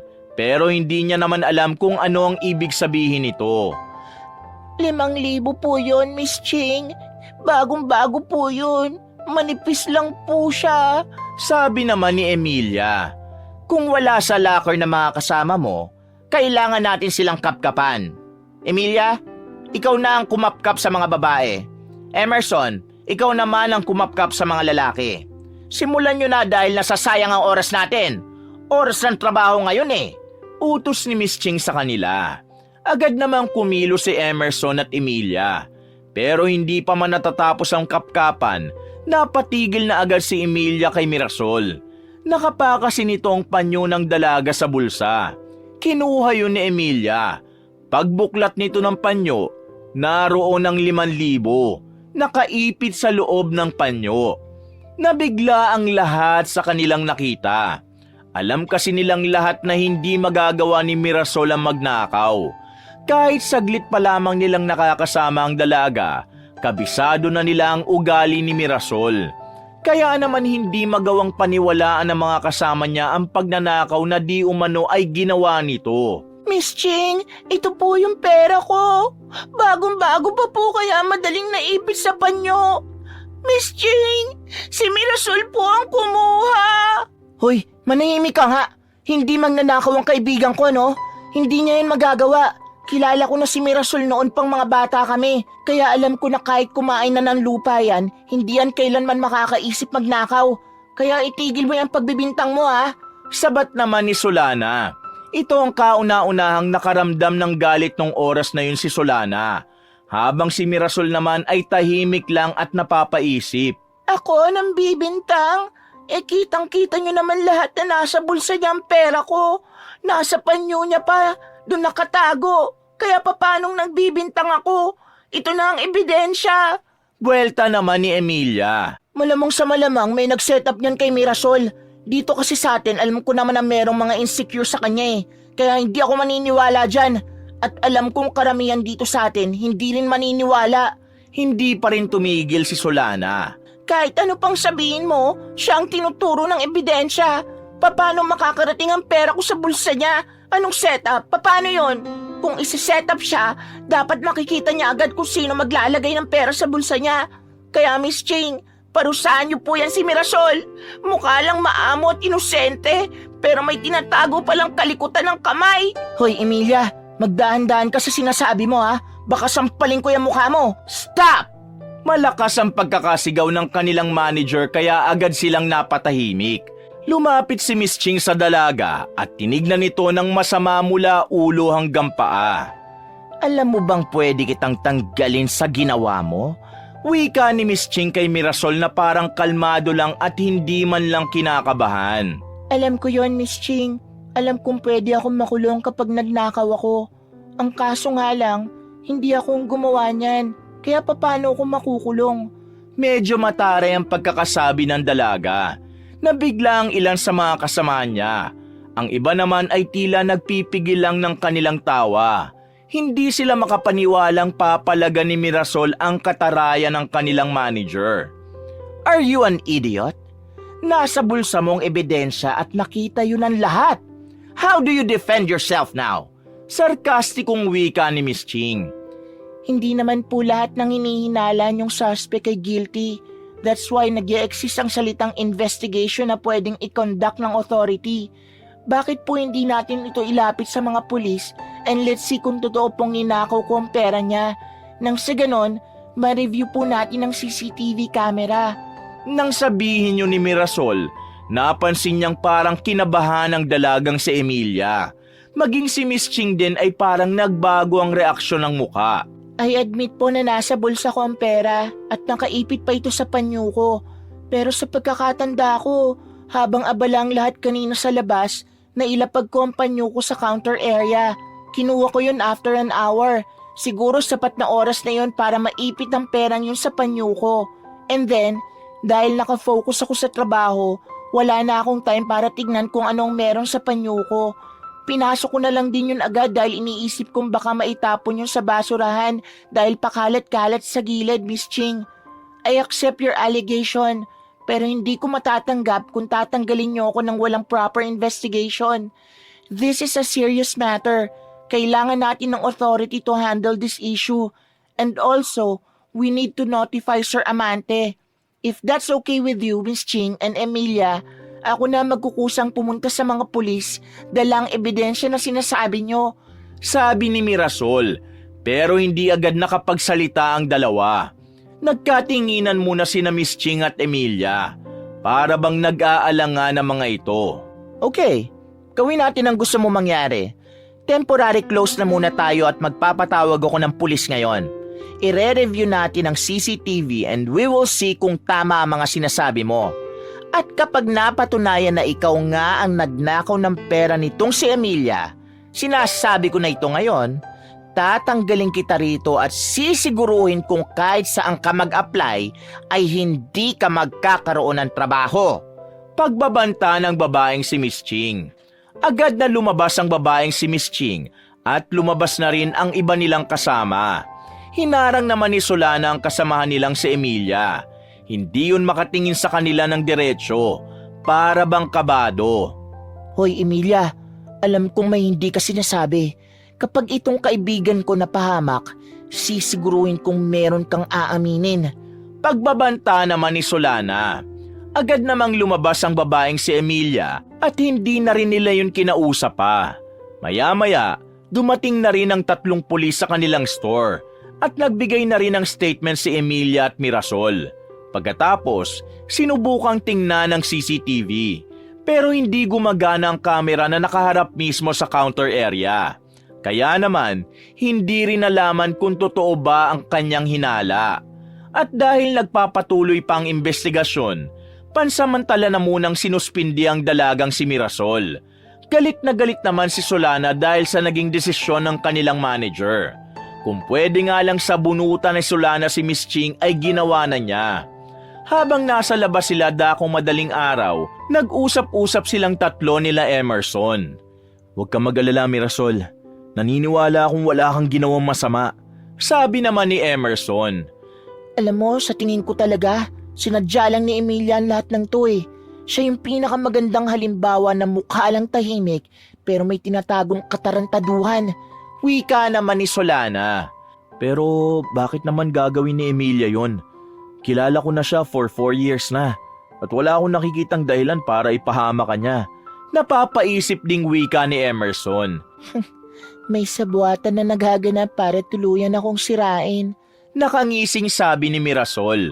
Sinasabi mo bang, shucks, sina Miss Ching at Emilia, nagsabuatan? Oo, Bessie, yun lang ang nakikita kong dahilan. Tingin ko, kinausap siya ni Miss Ching. Hindi ko alam kung papaano siya pumayag, pero silang dalawa lang ang nakikita kong nasa likod nito. Desperada ng manager natin na mawala ako. Sabi naman ni Mirasol. True ba? May sapak talaga itong manager natin eh. Tinanggap ka nga niya noon ng walang kahirap-hirap, tapos bala ka niyang alisin? Bakit? Napapakamot pa sa ulo si Solana. Dahil sa akin, nagkausap na kasi kami ni Miss Ching at hindi talaga siya matahimik. Nasabi niya rin sa akin na layuan kita, Mirasol. At kung hindi, ikaw daw ang kusang lalayo sa akin sa kahit na anong alam niyang paraan. Di ko alam kung may connection to sa nangyari. Pero dahil nga sa desperado na siyang mawala ka, pakiramdam ko, gagawin niya ang lahat para lang mangyari yon, Mirasol. Pasensya ka na ha. Paliwanag ng lalaki. Okay lang, lalabas din ng totoo. Beshua, paano yan? Suspended ka. Wala kang kikitain yan. Hindi ako papayag. Kakapalan ko na ang mukha ko. Kakausapin ko si Sir Amante. Alam kong makikinig siya sa akin. Alam kong siya lang ang makakatulong sa akin para umamin ang nasa likuran ng mga pangyayaring to. Lalabas din ang totoo na wala akong ginagawang masama. Wika ni Mirasol na punong-puno ng pagiging determinado. 2 araw ang nakalipas, wala pa ring nangyayari sa isyu na kanyang kinasasangkutan. Buryong-buryo na siya sa bahay. Ayon naman kay Solana, parang wala rin namang ginagawang follow-up ang kanilang manager. Si Emilia naman ay pumapasok pa rin na para bang walang nangyari. Dahil dito, hindi na nakatiis ang dalagang si Mirasol. Gagawin na niya ang kanyang binabalak. Kailangan niya nang makausap si Don Amante. Alam niyang nakakahiya ang kanyang gagawin. Pero kailangan niya ng pumilos. Hindi siya pwedeng nakatenga lang sa bahay dahil kailangan din niya ng pera. Noong gabi, nagbaka sakali siyang makita si Don Amante sa kanilang store. Nagtungo siya roon. At sa kabutihang palad, nakita niya nga ang matandang lalaking nasa kabilang restaurant na malapit lang din doon. May kausap ito sa loob kaya hinintay na muna niya yon. Makalipas lang ang ilang minuto, nakita na rin niyang lumabas na rin si Don Amante. Lalapitan na sana niya ito pero biglang may lumapit na lalaki. Sa pagkakaalam ni Mirasol, isa yun sa mga tauhan ng Don. Kaya naman gumilid na muna ang dalaga at hindi sinasadyang mapakinggan ang usapan ng dalawa. Sir, confirmed. Siya nga ang anak nyo. Lahat ng napagtanungan namin sinasabing siya nga ang anak ng dati niyong asawa. Nakakuha rin kami ng gamit niya sa store nyo at pina-DNA namin. Nagmatch po ang DNA niya sa DNA nyo. Siya nga po ang anak nyo na matagal nyo nang hinahanap. Wika ng lalaki. Sinasabi ko na nga ba? Kaya pala sobrang gaan ang pakiramdam ko sa kanya nung una ko palang siyang makita. Siya pala talaga ang aking anak. Rigor, i-process mo na ang dapat i-process. Sabihan mo rin si Manager Ching na i-lift ang suspension sa kanya. Ako na ang bahalang magpaamin kung sino talaga ang tunay na salarin. Hindi ako makapapayag na nilalagay nila sa kahihiyan ng anak ko. Ngayong nahanap ko na siya, Hindi ko nasasayangin ang pagkakataon kung makabawi na sa kanya.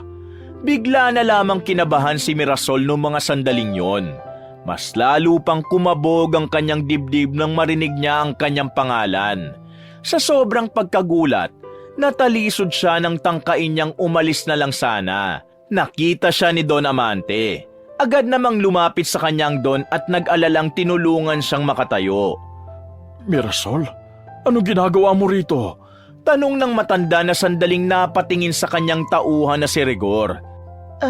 Ano kasi, napadaan lang po.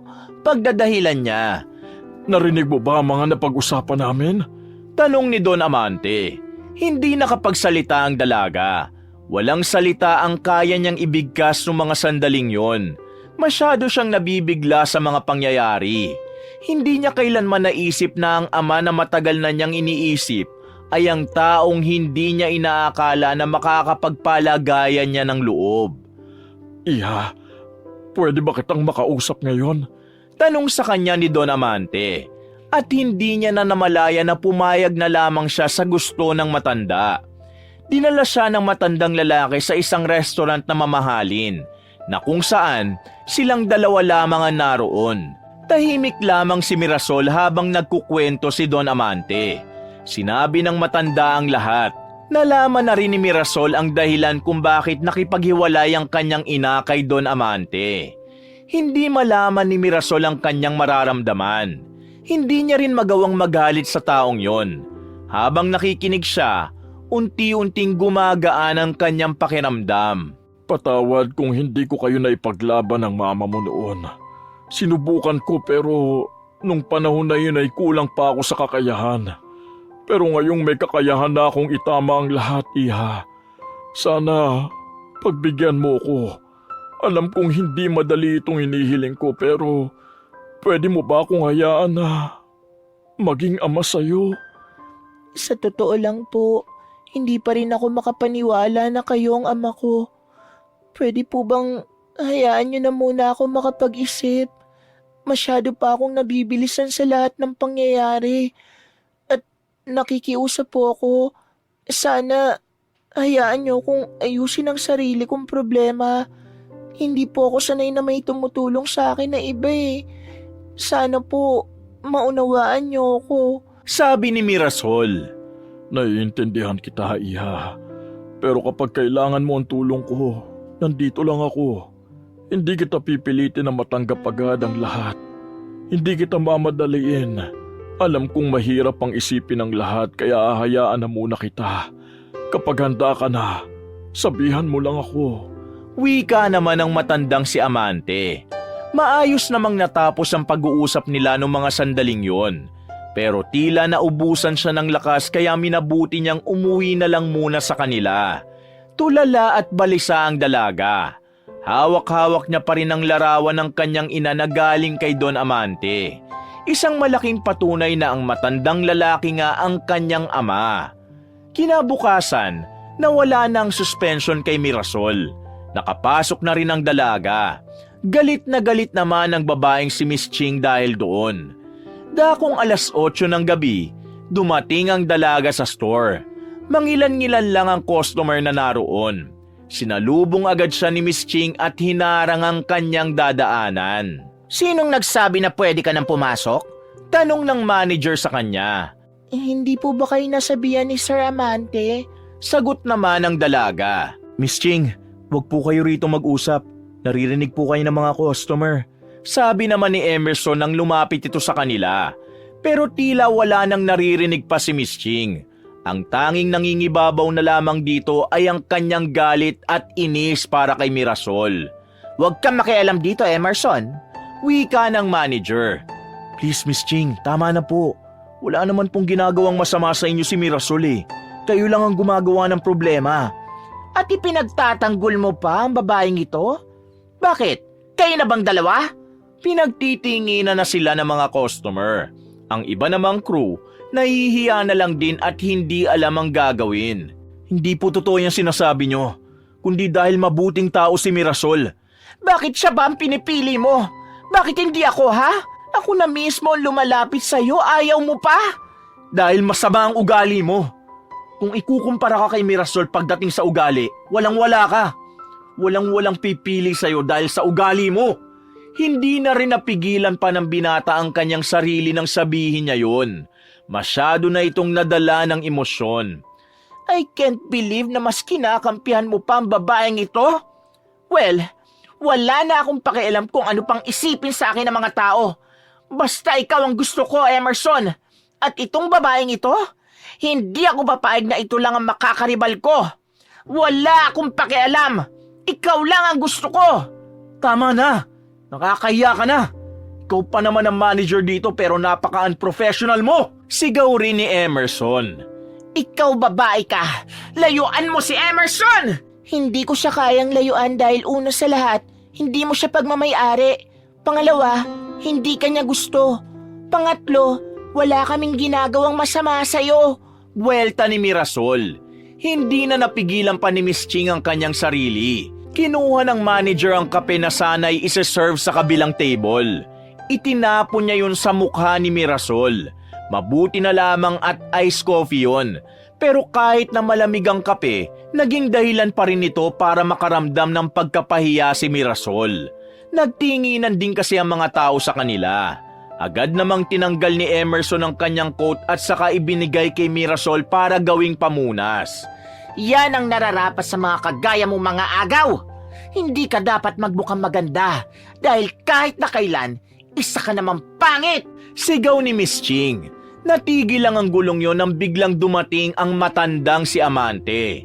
Nagyukuan ang lahat ng staff. Kahit na si Miss Ching din ay parang biglang naging maamong tupa. What's the meaning of this, Miss Ching? Tanong ni Don Amante. Sir, ano kasi, itong babaeng ito, gumagawa siya ng kalandian dito sa trabaho. I'm just teaching her a good manner. By doing this? Miss Ching, you disappointed me. Akala ko maaasahan kita sa magandang pagpapatakbo sa coffee shop na ito. But it looks like you don't deserve your position. Saad ng matandang lalaki. Sir, kung alam mo lang kung anong ginagawa ng taong ito, nagnakaw pa yan ng pera para sa... Enough! Ayoko nang makarinig ng kasinungalingan. Alam ko na ang totoo. Huwag ka nang gumawa pa ng kwento! Sabi ni Don Amante. Biglang dumating ang babaeng si Emilia at humarap sa kanilang lahat. Hindi po totoong ninakaw ni Mirasol ang pera ko. At ang totoo, wala naman po akong dalang pera. Ang pera na yun ay binigay sa akin ni Miss Ching. Kinausap niya ako na ilagay yun sa panyo ni Mirasol para siyang mapagbintangan. Sorry po, sir. Napilitan lang po akong gawin yun dahil kailangan na kailangan ko ng pera. Binayaran niya po kasi ako. Tinanggap ko po kasi nasa ospital ang mama ko ngayon. Pasensya na po, sir. Paliwanag ng babaeng si Emilia. Nanlaki naman ang mga mata ni Miss Ching. Hindi ito makapaniwalang nilaglag siya ng taong akala niya ay mapagkakatiwalaan niya. Sinungaling ka, Emilia. Nangutang ka lang sa akin ng pera at binigyan kita agad. Paano mo ito nagagawa sa akin? Miss Ching, huwag na po kayo magsinungaling. Alam nating lahat na kaya ka galit kay Mirasol dahil feeling mo pag-aari mo si Emerson. Mirasol, sorry kung nagawa ko yun sa'yo. Hindi ko intention. Sinamantala niya lang ang kahinaan ko ng mga oras na yun. Sana mapatawad mo pa ako. Wika ni Emilia at hinawakan pa ang kamay ni Mirasol. Hindi kita masisisi, Emilia. Biktima ka lang din dito. Ang tunay na may kasalanan dito, walang iba kundi si Miss Ching. Kailangan niyang pagbayaran ng lahat ng ginawa niyang masama. Manahimik ka, Mirasol! Akmang sasampalin na ni Miss Ching ang dalaga nang biglang humarang si Don Amante. Hinawakan nito ang kamay ng manager at saka hinawi ng malakas. If you touch my daughter, I will make sure that you will suffer like a hell! Wika ng Don. Nagulat ang lahat sa kanilang narinig. Kahit si Mirasol ay hindi rin inaasahan na sasabihin nyo ng matandang lalaki. I'm sorry? Nagtatakang tanong ni Miss Ching. Anak ko si Mirasol. Siya ang anak ko na matagal ko nang hinahanap. Marami akong pagkukulang sa kanya. Pero ngayong narito na ako sa tabi niya, hindi ko hahayaan na saktan siya ng mga kagaya mo. Makinig kayong lahat! Ulitin ko! Si Mirasol ay anak ko. Sino mang mang-api at manakit sa kanya, hindi ko palalagpasin. Ikaw, Miss Ching, ihanda mo ang sarili mo sa mga parusang nakaabang sa'yo. Pagbabayaran mo ang lahat ng mga ginawa mong kasalanan. No! Hindi ako papayag! Hindi ako papayag! Bigla na lamang tumakbo ang babae palabas ng kanilang store. Agad namang nilapitan ni Don Amante ang kanyang anak. Mirasol, anak, halika. Magpalit ka ng suot mo. Sabi nito sa dalaga. Tumango naman ang babae. Tumungo sila sa opisina ni Don Amante. Nagbihis ang dalaga ng bagong damit. Nahihiya pa si Mirasol nang tumingin sa kanyang ama. Are you okay? Tanong ni Don Amante. Okay na po ako, pero hindi niyo naman po kailangan gawin yun kanina. Gusto ko po sanang isolve ang sarili kong problema. Sabi ni Mirasol nang maupo na ito sa tabi ng kanyang ama. Hindi ko na kayang tiisin na sinasaktan ka ni Miss Ching. At ayokong hayaan na lang yun. Alam kong matagal akong wala sa tabi mo at hindi ko nasaksihan ang paglaki mo. Kaya sana, iha, hayaan mong gawin ko ang parte ko bilang ama mo. I'm not saying na tanggapin mo ko agad. Okay lang sa akin na itaboy mo ko. Magalit ka sa akin dahil sa kakulangan ko. Pero please, let me be your father. Ramdam ni Mirasol ang pagiging sinsero ng sinasabi ni Don Amante. Kitang-kita niya ang pagmamahal nito sa kanya at ang pangungulila sa isang anak.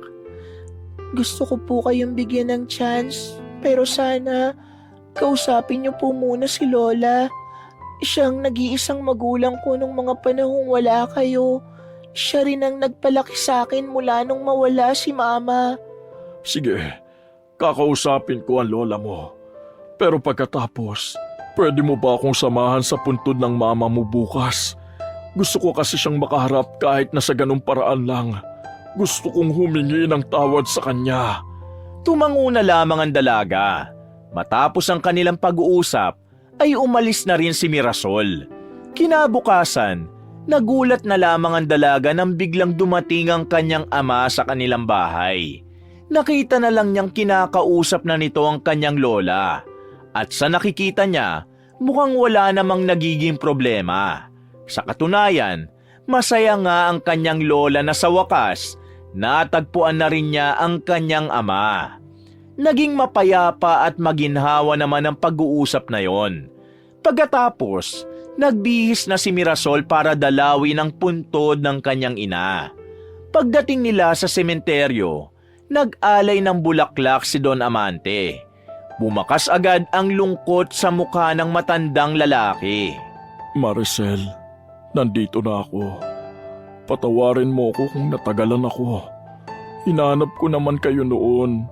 Nagpunta pa nga ako ng ibang bansa para lang hanapin kayo.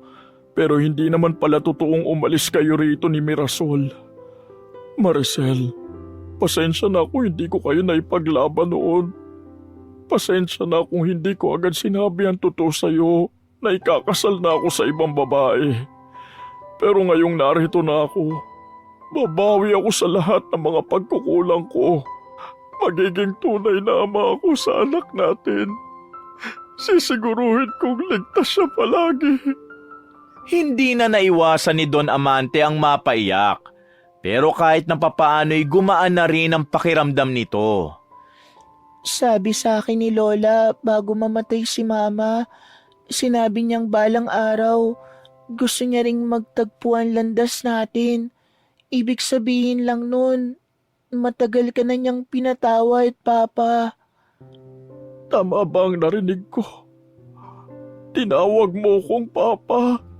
Nakangiting wika ni Don Amante. Ayaw niyo po ba? Nakangitiring tanong ni Mirasol. Siyempre gusto ko. Sobrang saya kaya sa pakiramdam. Papa, paano po yung asawa mo, yung mga anak mo? ngayong nandito na ako, anong mangyayari sa bago mong pamilya? Tanong ni Mirasol sa kanyang ama nang may bahid ng lungkot. Hindi na tuloy ang kasal namin noon. Umatras ako, kaya pinabalik ako rito sa Pilipinas sa mga magulang ko. Tinanggalan nila ako ng yaman, habang ako nagsumikap na marating kung ano man ang meron ako ngayon. Yung narinig mo sigurong may pamilya na ako. Yun siguro yung inaakala nila kasi ang dami kong pamangkin na pinapaaral ngayon. Pero lahat naman sila ay masasaya. Lalo na ngayong nalaman nilang nahanap na kita. Nang marinig yun ni Mirasol ay kakaibang saya ang kanyang naramdaman. Hanggang sa naglalakad na sila palabas ng sementeryo ay hindi mawala ang ngiti niya. Dahil ngayon, alam na niyang hindi naman pala siya anak sa labas. Papasok na sana sila sa loob ng sasakyan pero bigla na lamang sumulpot si Miss Ching sa gilid. May hawak-hawak itong kutsilyo. Nanlilisik ang mata at parang wala na sa sarili. Lumapit ito kay Mirasol at umamba ng saksak. Walang hiya kang babae ka! Akin lang si Emerson! Wika ni Miss Ching. Pero sa halip na si Mirasol ang tamaan, sinalagyon ni Don Amante. Tinamaan ang matandang lalaki sa tagiliran. Bumagsak ang Don at nakatakbo naman ang babae. Papa please! Itakbo natin siya sa ospital! Lalong kinabahan ng dalaga nang makita niyang marami ng dugo sa tagiliran ng kanyang ama. Habang nasa biyahe sila, kita niyang nahihirapan na sa sakit si Don Amante. Agad na inasikaso ang matanda sa ospital. Sobrang nag-alala ang dalaga noong mga sandaling yon. Walang humpay ang pagbuhos ng kanyang luha. Hindi niya kakayanin kapag nawala sa kanya si Don Amante. Baka mabaliw siya. Dahil kung kailan makakasama na niya ang kanyang ama, saka pa ito nalagay sa alanganin. Ilang oras siya naghintay sa labas. Dumating na nga rin ang kanyang kaibigan na si Solana kasama si Emerson.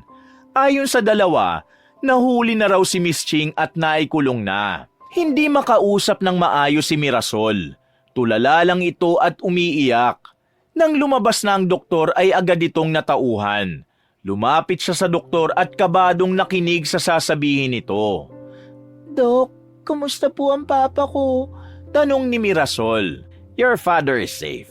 And hindi naman masyadong seryoso ang tinamo niya. Mabuti na lang at hindi malalim ang wound at hindi naman umabot sa organ. Thank you po. Maraming salamat po. Umalis na ang doktor at pumasok na rin sila sa loob ng kwarto ng matanda. Sakto namang gising ito nung dumating sila. Agad na napayakap ang dalaga pero agad din naman itong kumalas dahil baka masagi nito ang sugat. I'm okay now. Huwag ka nang mag-alala. Bungad ni Don Amante.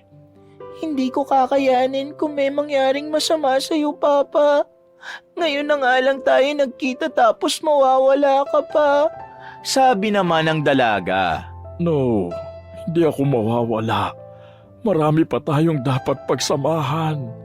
Hinawakan na lamang ni Don Amante ang kamay ng anak. Naiyak na lamang din si Mirasol sa tuwa. Makalipas lang ang ilang araw ay naging maganda na rin naman ang kalagayan ng Don. Unti-unti na rin itong bumabawi sa dalaga. Hindi lumipat ng bahay si Mirasol. Nanatili ito sa dati nitong bahay dahil naroon ang alaala ng kanyang ina. Pero kahit na hindi sila magkasama sa iisang bubong ng kanyang ama, walang palyang pag-aalaga at pag-intindi sa kanya ni Don Amante. Kahit na maituturing na mayaman na si Mirasol, nanatili pa rin ito sa posisyon niya bilang crew ng coffee shop. Nais niyang tapusin ang kontrata. At kapag natapos na yon, ay magsisimula na siyang mag-aral ng mga bagay na may kinalaman sa business. Matagal na hindi nakaramdam ng pagmamahal ng isang ama ang dalaga. Pero ngayon, sobra-sobra pa ang kanyang nararamdaman. Kaya naman, ngayong kasama na niya si Don Amante, bawat sandali ay susulitin niya na ito. Mamahalin niya ang ama na kagaya ng kung papaano niya minahal ang kanyang lola. Wakas!